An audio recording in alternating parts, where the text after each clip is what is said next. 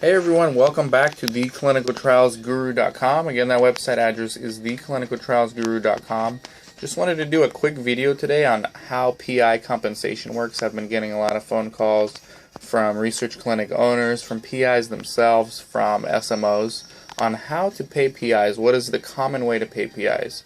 And I would break it down into three different groups. So there's some research clinics that are actually owned by the investigators. They're owned by the PIs, so it's very simple. They take what they can keep. They take the profit themselves. I mean, they're the owners, just like any other owner.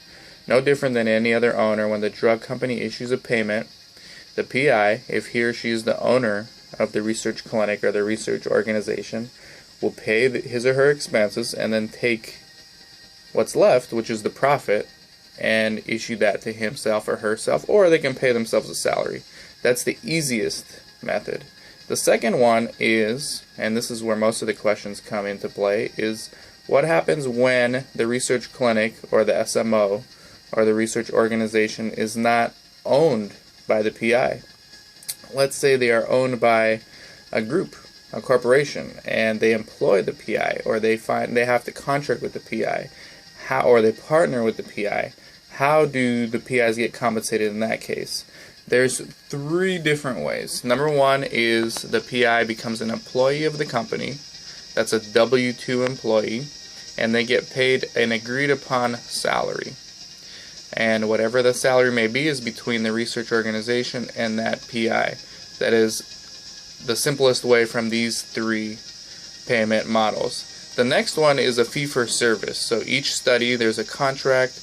Each contract breaks down line by line what each procedure will be reimbursed to the site, and the site can pay the PI what they receive for that particular procedure minus the overhead, because the overhead's separate, and they give that to the PI based on what he or she performed at that visit. So you have to have someone who's organized, keep track of exactly what the PI did for every visit, for every subject, for every study, and then cross-reference that with the budget, line by line, and issue the PI payments when the site gets paid or before the site gets paid.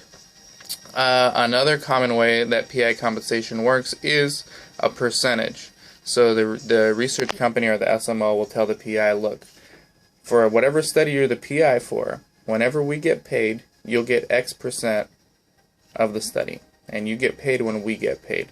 So let's say, and I've seen PI compensation range from like 5% to 30% based on what they can negotiate.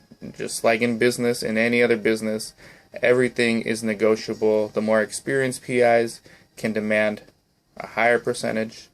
The new PIs, or the less experienced ones, charge less. I mean, that's just the way it works. No different than any other industry.